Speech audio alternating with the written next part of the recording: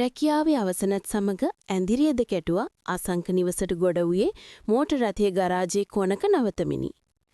වෙනද තමා පැමිණෙන තෙක් දොරකඩට වී සිටින ආදරණීය බිරිඳා මෙදින එහි නොසිටීම ඔහුගේ සිතට පාළුවකි. සුරංගී ගෙට ගොඩවැදුණු ඔහුගේ දැස් අවට සැරිසැරුවේ. අන්ධකාරයේ වෙලාගත්තද විදුලි බුබුලක් හෝ නොදැල්වී පාළුවට ගිය නිවෙසෙහි කුමක් හෝ නොහොඳක් ඇටිසේ දැනීමෙනි. සුරංගී පැටියෝ ඔර කොහෙද? කෝ ලයිට් එකක්වත් නෑනි. සුරංගී බෑගය වේගයෙන් සෝපාව මත හෙළු අසංක. ගෙල සිර කර ඇති ටයිපටිය දෑංගිලි වලින් අදිමින් ගෙතුලට ඇදුනේ ගැහෙන හදිනි. ඇතුල් කාමරයේ පමණක් දැල්වී තිබෙන විදුලි බුබුල දුටු ඔහු වේගයෙන් ඇතුළු වූවේ අගේ නම කෑගසා පවසමිනි. සුරංගී කිසිවකුත් නොසිටි කාමරයේ සයනේ මත දුටු යොමකින් ඔහුගේ සිත සැලී ගියේය. ඒ ගැබ් ගැනීම් පරීක්ෂා කරන්නා වූ උපකරණයකි. එය අතටගත් සුරංගගේ මුව අගුල් වැටුණේය. දැසට ඉනු කඳුළු කැට අතරින් එදෙස බලා සයනේ මතට වැටුණු ඔහු දුටුවේ කාමරේ උළුවස්ස මත මුතු කැටමින් දිලිසෙන සුරංගිගේ දැස්ය. දෙයියනේ පැටියෝ ඔය ප්‍රෙග්නන්ට්? මවිතේ මුසු දැසින් අසංක ඈය දෙස බලා සිටියා පමණි. මුවින් කිසිත් නොපැවසු ඈ අතින් මුව වසා හිස සල්ලුවා පමණකි. සුරංග පෙන ඈව ඔසවාගෙන මුහුණ පුරා හාදුවැස්සකින් තෙමා දැමුවේය. දෙයියනේ අවුරුදු දෙකක් මන් මේ හීන දැක්කම යම්මේ. අසංකට ඈව සිප ගැනීම හැර වෙනොත් සිහියක් නොතිබුණි. සුරංගීව සයනයට ඇද දමා ඇගේ ශරීරය පුරා හදු දෝරේ ගලන්නට සැලසූ ඔහු උදරයට මුව තබා දැස් පියාගත්තේය. ඔයාගේ විතරක් නෙනෙයි අයියේ මගෙත් තිබුණේ එකම හීනෙමේ. ඇයට ඉකිබිඳුනේ දුකට නොවේ. ඒ සන්තෝෂයේ උපරිමේ හේතුවනි. මං ඒත් හිතුවා මගේ වරදක්ද කියලා. කියන්න හයියක් නොතිබුණ නිසා සද්ද නැතුව හිටියේ. ඔහු පැවසුවේ දැස් නොහැරමය. මොනවද අයියේ කියවන්නේ? ඔය හැමදේම අතහැරලා දාන්න හේතුවට තමයි දැන් ඔයා මේ ඔළුව තියන් ඉන්නේ. සුලංගී ආදරෙන් ඔහුගේ හිස අතගාවාය. අසංක සිනාසුනා පමණි. අම්මත් හිටියන කොච්චර සතුටු වේද? ඉසිස්සෙල්ල දරුසුරතල් බලන්නේ මගේනේ එහෙනම්. සුරංගිගේ සතුට මොහොතකට ගිලිහි ගියේ තම මව සිහිවීමෙනි. ඇය තම දරුවෙකුගේ සුරතල් බලන්නට පෙරුම් පිරූ තරම් ඈ හොඳින්ග දැන සිටියාය. අවාසනාවකට අදින් 7 මාසකට පෙර ඇය අවසම් හුස්ම හෙළුවේ සුරංගිගේ නැගණිය හා පියා මෙලව තනි කරමිනි. අම්මගේ අඩුව මටත් ගොඩක් දැනෙනවා පැටියෝ. මට මගේ අම්මා තරම්ම ඔයාගේ අම්මා ආදරය කළා. ඒත් වෙන්න තියෙන දේවල් අපි කොහොම නවත්තන්නද? අසංකයගේ ඇකෙන් මිදී තම ගතට තුරුළු කොට ගත්තේ අයව අස්වසාලීම සඳහාය. දැන් කොහොමත් ඔයාගේ ළඟ ඉන්න අපේ අම්මටවත් කතා කරන්න ඕන. දැන් ඔන්න බර වැඩ එහෙම කරන්න බෑ හොඳද? අසංක පැවසුවේ අවවාදාත්මක ස්වරේනි. පිස්සුද ළමයෝ තාම මට වැඩ කරන්න පුළුවන්. මේ ගෙදර දොරේ වැඩ ලොකු දේවල්ද? ඇරත් අයියාගේ දරු පැටිය බලාගන්නේ කවුද අම්මා මෙහි ආවහම? අසංකගේ වැඩිමහල් සහෝදරයා වූ සේනකගේ දරුවාටද යන්තම් සිව්වසරක් සම්පූර්ණ වූවා පමණි. ඔහුත් ඔහුගේ බිරිඳත් රැකියාව සඳහා පිටත්ව ගොස් නැවත එනතෙක් දරුවාගේ බාරකාරත්වය හිමි වූයේ අසංකගේ මවටය. ඒක මයේ ඔළුවේ තිබුණේ නෑනේ. බලමුකෝ මං වැඩට කෙනෙක් හරි බලන්න මෙහෙම වුණොත් මේ මං නාගෙන එන්නම් මැනිකේ. හරි මහන්සි. මේ අපි අද එළියට යමුද කන්න? අසංක නැගී සිටියේ කමිසෙහි බොත්තම් පන්නමිනි. මම ඉව්ව මහත්තයෝ අපි අනිත් දවසේ යමු. අද මෙහෙම කමු. ගිහින් නාගෙන එන්නකෝ.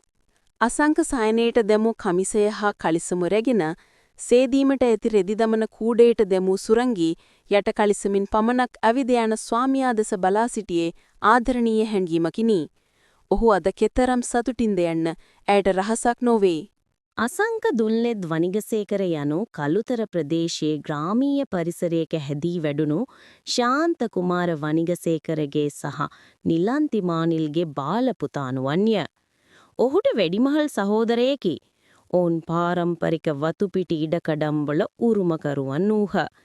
එතරම් පොහුසුතුන් නොවුණු සාමාන්‍ය ගැමියනු කරුණාසේන හා ප්‍රියන්ති පුෂ්පාගේ වැඩිමහල් දියණිය වූ සුරංගී හට බාල නැගණියක් වූවාය.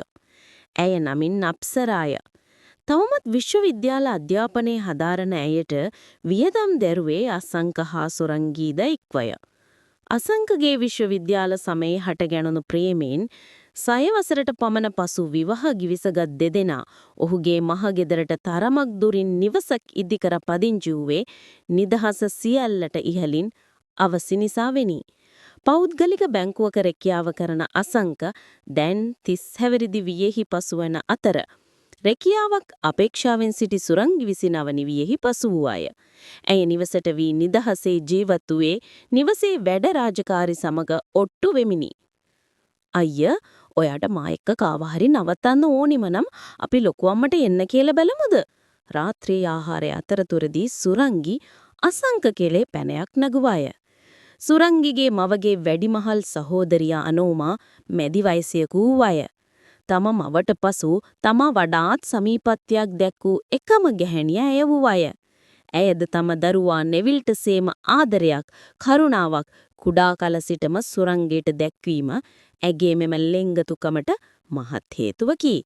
නෙවිල් විදස්ගතව සිටීම හේතුවෙන් ඇය කලක සිට තනිව ජීවත්වය. ඇගේ සැමියා කිතුල් ගසකින් වැටී මිය යන විට නෙවිල් යන්තම් 16 වසක් ඉක්ම වූවා පමණි. ලොකු අම්මා ඊද ළමයෝ එයා එහෙම කොහෙවත් ගිහින් ඉන්නේ නැහෙනි. මං එන්න කියලා කිව්වොත් නෑවිත් ඉන්න එකක් නෑ. ලොකු අම්මා මට ආදරෙයි. ගෙදර ඉන්නේ තනියමනේ. බලමුකෝ මම කෝල් එකක් දීලා බලන්නම්.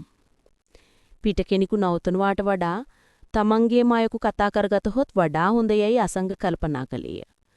අනෝමා තම නැන්දම්මා මෙන්ම ඊතා කාරුණික බව ඔහු හොඳින්ම දනි. ඇය තම නිවසෙහි මේ ටික කලට හෝ නැවතුනොත් යැහැකයි ඔහු සිතුවේය. හායන ලොකු අම්මට කියලා බලන්න. එයා ආවොත් මගේ හිතත් නිදහස්. මෙයාගේ තීන බය සුරංගි සිනාසුනේ අසංකගේ හිසකෙස් ඇඟිලි තුඩින් අදිමිනි. බයක් නෙමෙයි ළමයෝ. පළවෙනි දරුවා ලැබෙද්දී දන්න කෙනෙක් ඉන්නව තරම් දෙයක් තියනවද තව? අම්මා තරම් කවුරුත් හරියන්නේ නැහැ. ඒ වගේ කෙනෙක් ඉන්නවනම් මේ ලොකු අම්මනේ තින්. අසංක කීවේ සත්‍යකි. ප්‍රථම දරුවා යනු මවට කිසිදු අත්දැකීමක් බවදි කරුණකි. එහි නොහුග බිය සාධාරණය. දෙසතියකට පමණ පසු දිනක දවල් කාලයේ සුරංගි දුරකතනයේ දෙන මිදුලේ අඹගස් සෙවණට පැමිණියේ අනෝමාට ඇමතුමක් ගැනීමටිය. ගෙවත්තේ පහලින් වවා ඇති එළවලු පාත්තියේ වල් උදුරමින් සිටි අනෝමාට දුරකතනයේ නාදය ඇසුනේ සිහින් හඩිනි. අවේලාවේ කවුදයි මදක් කල්පනා කළ ඈ හැඳ සිටි චීත්තේ පොට අතකින් ඔසවාගෙන ඉක්මන් ගමනින් ඉහළට ඇදුනේ දුරකතනය විසන්දිවීමට මත්තෙනි. මේ අපේ නංගිගේ කෙල්ලෝනේ. හැලෝ මැනිකේ. ඇය පිරිතුරු දුන්නේ මුහුණින් උනා ඇද හැලෙන දහදිය චීත පොටෙන් පිස දමමිනි. මැනිකේයයි ඇගේ ආමන්ත්‍රණය ආදරේ සංකේතයකි. හැලෝ ලොකු අම්මේ. මොකද කරන්නේ? ඇය සාකච්ඡාවට මුල පිරුවාය. මේ එළවලු පාත්තියේ වල් ටිකක් ඉදුරු අපුතේ. මොකෝ මේකට එකපාරට මාව මතක් වුණේ? සුරංගි වෙනදා මෙලෙස කතා කළන්ත් මෙවන් වෙලාවක කතා කළ බවක් ඇයට මතක නැත. ලොකු අම්මට කියන්න දෙයක් තියෙනවා. ඇමතුමෙන් වුවද ගැබ්ගත් බව පැවසීමට ඈහට විලියක් ඇතිවිය. මේ මොකෝ මේ ගෑනු ළමිස්සියෙක් වගේ ඇම්බරෙන්නේ? කියමු බලන්න මොකද්ද කියලා. අනෝමා සිහින් සිනහවක් පෑවේ යම්කිසි ඉන්දියක් ඇගේ හිතක දැනුන හේිනි. ඒ සීරව සුරංගිගේ මුවින් පිටවනතෙක් ඇමුල් පියවර නොතැබුවාය. මට දැන් ඇඹුල් චාති කන්න ආස හිතෙනවා ලොකු අම්මේ. ඇය විලිය පසක තබා ඉංගියකින් සිත සැහැල්ලු කරගත්තාය. මට හිතුණා ඇඹරෙද්දි උඹට තෙරුවන් සරණයි පුතේ. දැන් කී දවසක්ද? සැබෙන්ම අනෝමාගේ සිතෙහි සතුටක් ඇති වූවාය. සුරංගි දරුවන් නොමැති බව කිහිව වරක් තමා සමග කියූ බව ඇයට සිහිපත් විය. දැන් දවස් 3-4ක් වෙනවා ලොකු අම්මේ. ඇය සත්‍ය දින ගණන නොපෙවසුවේ අනෝමාට මුල් දිනේදීම නොකියූ නිසාවෙනි. ඔන්න පුතේ දැන් බර වැඩ එහෙම අඩු කරන්න කාලේ හරි. හිමින් සැරේ. අනෝමා මවක් මෙන්ම ඇයට ආදරණීය වූවාය. ලොකු අම්මට බරිද මේ ටික කාලේ අපේ ගෙදර එන්න? සුරංගි තවත් නොසිතා තම ඇවසිය ඇය හමුවේ තැබුවාය. තම දරුවෙකු හා සම වූ ඇගේ ඉල්ලීමට අනෝමාගේ හදවත උණුව ගියාය. මම එන්නම් පුතේ. එළවලු කොටුව බලන එක විතරයි කරන්න තියෙන්නේ. එහා ගෙදර දයාවති නංගිට කියනවා ඒ ගැන බලන්න කියලා. මං එන්නම්. කොහොමත් මේ ගෙදර මං තනියමනේ ඉන්නේ. එය සැබෑවකි. අනෝමා හට මේ නිවසේ පාළුවක් දැනුණු දවස් අපමණය.